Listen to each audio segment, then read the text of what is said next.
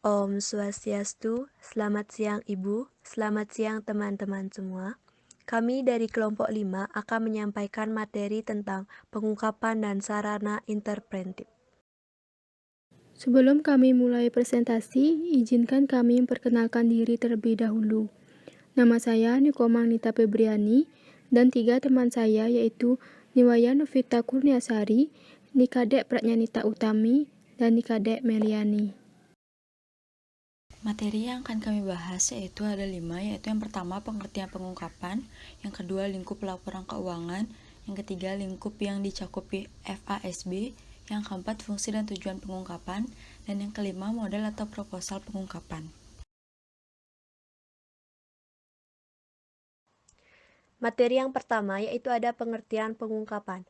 Secara konseptual, pengungkapan merupakan bagian integral dari pelaporan keuangan. Secara teknis, pengungkapan merupakan langkah akhir dalam proses akuntansi, yaitu penyajian informasi dalam bentuk seperangkat penuh laporan keuangan. Keberadaan dari pengungkapan dalam perusahaan sangat penting karena pada kondisi ketidakpastian pasar, nilai informasi yang relevan dan reliabel tercermin di dalam pengungkapan laporan keuangan. Catatan atas laporan keuangan merupakan media untuk pengungkapan yang diharuskan dalam standar akuntansi dan yang tidak dapat disajikan dalam neraca, laporan laba rugi atau laporan arus kas. Sedangkan transparansi dalam suatu perusahaan digunakan untuk membantu investor dalam pasar modal. Ada 3 konsep pengungkapan, yaitu 1. Adequate disclosure atau pengungkapan cukup. Konsep yang sering digunakan adalah adequate disclosure, yaitu pengungkapan minimum yang dinyatakan oleh peraturan yang berlaku di mana angka-angka yang disajikan dapat diinterpretasikan dengan benar oleh investor. Yang kedua, yaitu fair disclosure atau pengungkapan wajar. 10 fair disclosure adalah pengungkapan yang secara tidak langsung merupakan tujuan etis agar memberikan perlakuan yang sama kepada semua pemakai laporan dengan menyediakan informasi yang layak terhadap pembaca potensial. Yang ketiga, yaitu ada full disclosure atau pengungkapan penuh. Full disclosure adalah pengungkapan yang mengimplikasikan penyajian dari seluruh informasi yang relevan. Pengungkapan ini sering dianggap berlebihan. Hendriksen berpendapat terlalu banyak informasi akan membahayakan, karena penyajian atas informasi tidak penting yang rinci akan mengaburkan informasi yang signifikan dan membuat laporan sulit untuk diinterpretasikan. Masalah teoritis yang terdapat di dalam pengungkapan adalah sebagai berikut. 1. Untuk siapa informasi diungkapkan? 2. Mengapa pengungkapan harus dilakukan? 3. Seberapa banyak dan informasi apa yang diungkapkan? 4. Bagaimana cara dan kapan mengungkapkan informasi?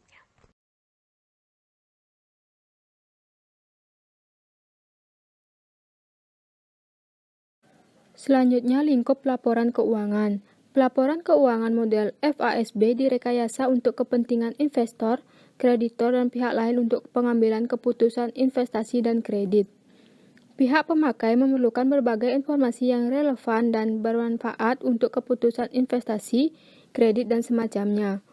Informasi keuangan yang dapat dilayani oleh pelaporan keuangan hanya merupakan sebagian jenis informasi yang diperlukan oleh investor dan kreditor.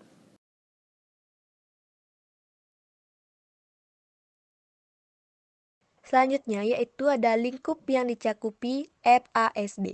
FASB mengidentifikasi lingkup atau skup informasi yang dipandang bermanfaat untuk pengambilan keputusan investasi dan kredit sebagai berikut.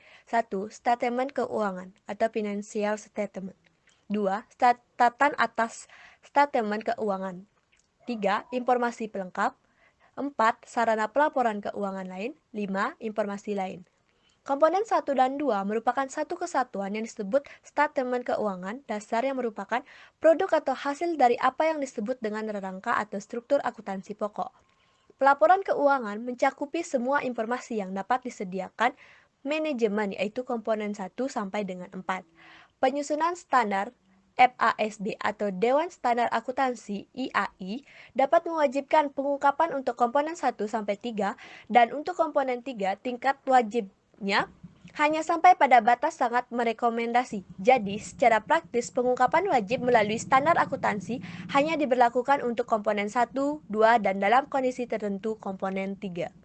Selanjutnya akan dijelaskan oleh teman saya.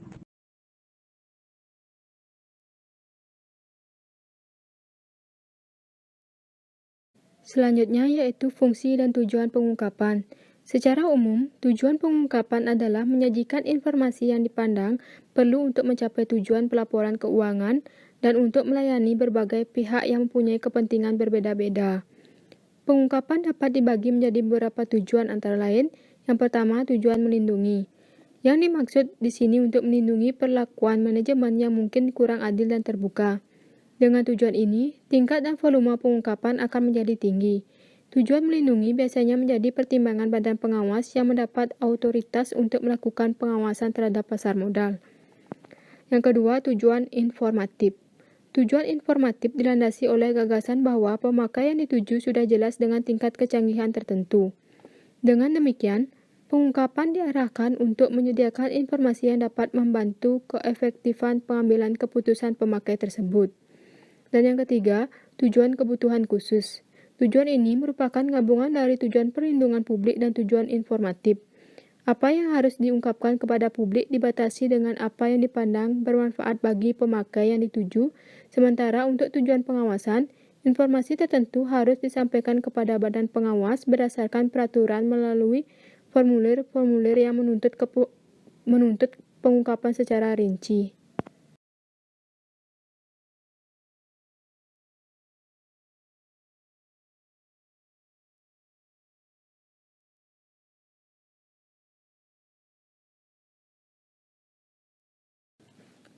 Selanjutnya, model atau proposal pengungkapan.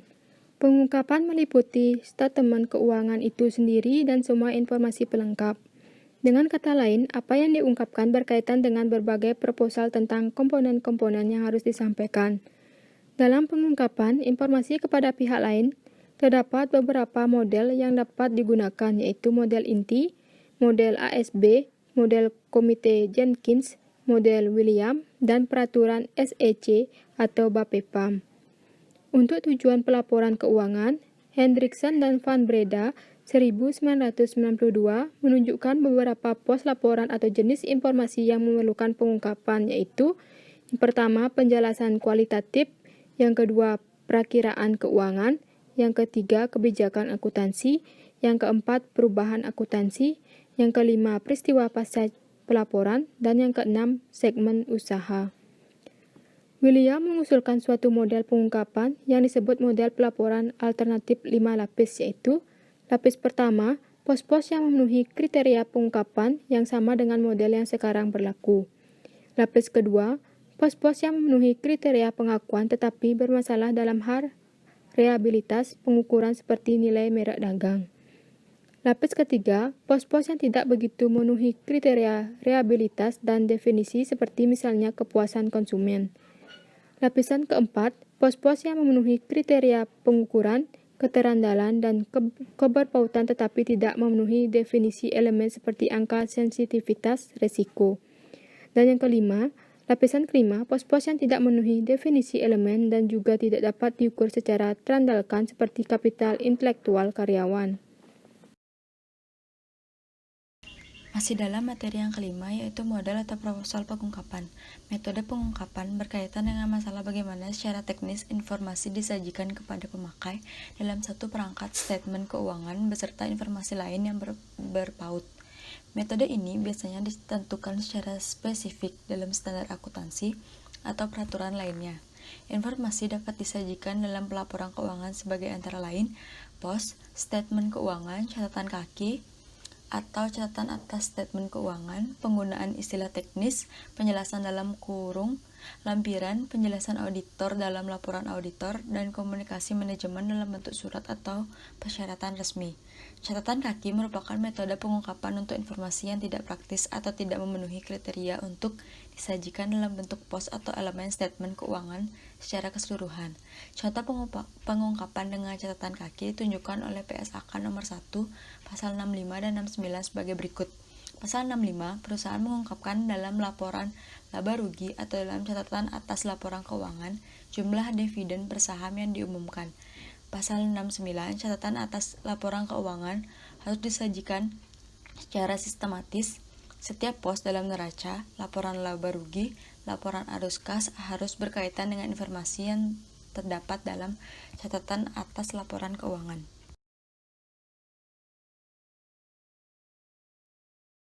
Masih dalam materi yang kelima, yaitu membahas tentang keunggulan dari catatan kaki tersebut, antara lain yaitu mengungkapkan informasi non-kuantitatif tanpa harus mengganggu penyajian utama dalam laporan keuangan. Yang kedua, mengungkapkan kualifikasi dan pembatasan pos-pos tertentu dalam laporan keuangan. Yang ketiga, mengungkapkan rincian pos-pos tertentu yang dianggap penting tanpa distraksi jumlah total suatu pos atau tanpa mengganggu susunan penyajian pos-pos dalam laporan. Yang keempat, mengungkapkan hal-hal yang bersifat kuantitatif atau deskriptif yang tidak memenuhi kriteria pengakuan tetapi penting untuk disampaikan atau yang mempunyai arti penting sekunder. Dan yang terakhir, mempertahankan laporan keuangan sebagai ciri utama laporan keuangan dengan ringkasan dan jelas meskipun catatan kaki merupakan bagian integralnya.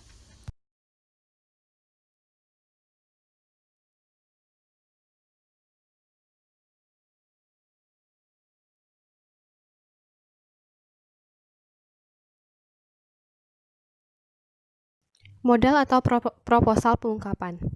Diskusi dan analisa manajemen berisi hal-hal sebagai berikut. Yang pertama, analisis tentang perubahan hasil operasi, terutama laba atau rugi, laba kotor penjualan, dan biaya administrasi. Selanjutnya, ada analisis tentang likuiditas, sumber pendanaan, penggunaan pinjaman, serta analisis investasi. Yang ketiga, ada harapan manajemen masa datang tentang kondisi politik, sosial, dan ekonomi, dan hal-hal yang mungkin terjadi akibat ketidakpastian kondisi sekarang.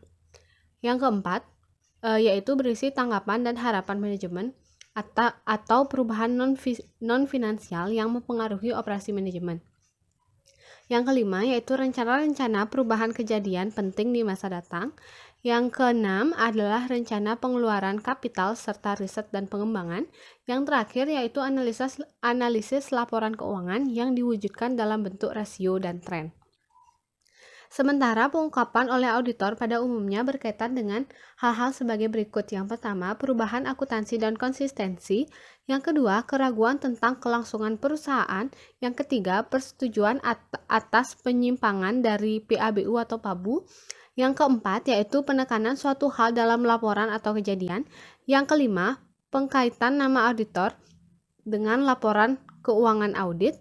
Yang ketujuh, laporan keuangan komparatif yang salah satu diambil auditor lain, dan yang terakhir yaitu pembatasan lingkup audit dan independensi auditor.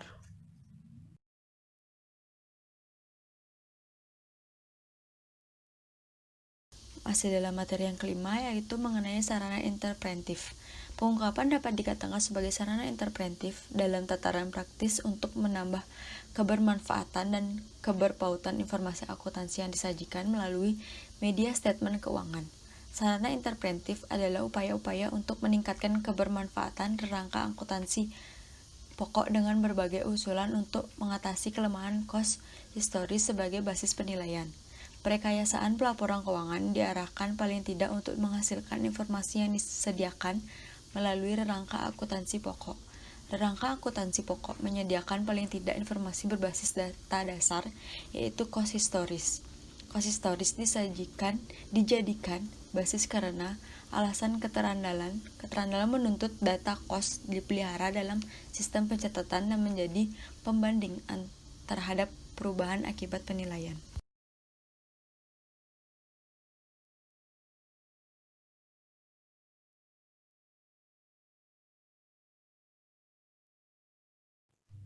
Masalah teoritis yang meliputi yang pertama, dengan berjalannya waktu nilai berubah sementara kos tidak.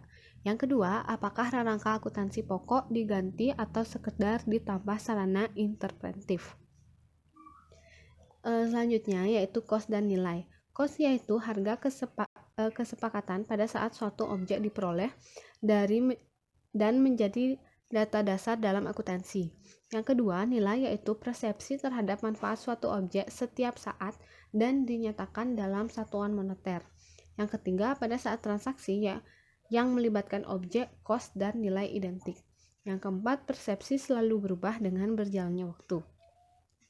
Selanjutnya mengenai pro dan kontra terhadap kos. Pendukung revisi yaitu kos historis tidak berpaut dengan keputusan internal maupun eksternal.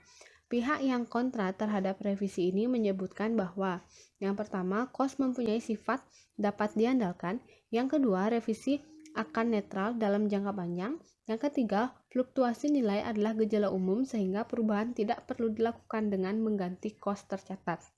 Dan yang terakhir adalah data KOS harus tetap dijaga keutuhannya dalam sistem agar dapat dijadikan pembanding. Kesimpulan dari materi kami yaitu, secara umum, tujuan pengungkapan adalah menyajikan informasi yang dipandang perlu untuk mencapai tujuan pelaporan keuangan dan untuk melayani berbagai pihak yang mempunyai kepentingan yang berbeda-beda.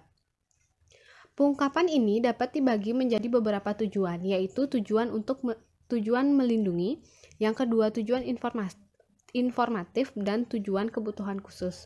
Tujuan melindungi dilandasi oleh gagasan bahwa tidak semua pemakai cukup canggih untuk mendapatkan informasi atau mengolahnya sendiri sehingga memperoleh substansi ekonomik dari informasi tersebut. Dengan kata lain, pengungkapan ditujukan untuk melindungi perlakuan manajemen yang mungkin kurang terbuka. Sementara itu, untuk tujuan informatif dilandasi oleh gagasan bahwa pemakai yang dituju sudah jelas memiliki tingkat kecanggihan tertentu. Dengan demikian, pengungkapan ditujukan untuk menyediakan informasi yang dapat membantu keefektifan pengambilan keputusan pemakai. Keleluasaan pengungkapan untuk tujuan informatif ini ditentukan BAPEPAM bekerja sama dengan penyusun standar. Bentuk tujuan pengungkapan yang ketiga adalah tujuan kebutuhan khusus. Tujuan kebutuhan khusus ini merupakan gabungan dari tujuan perlindungan publik dan tujuan informatif.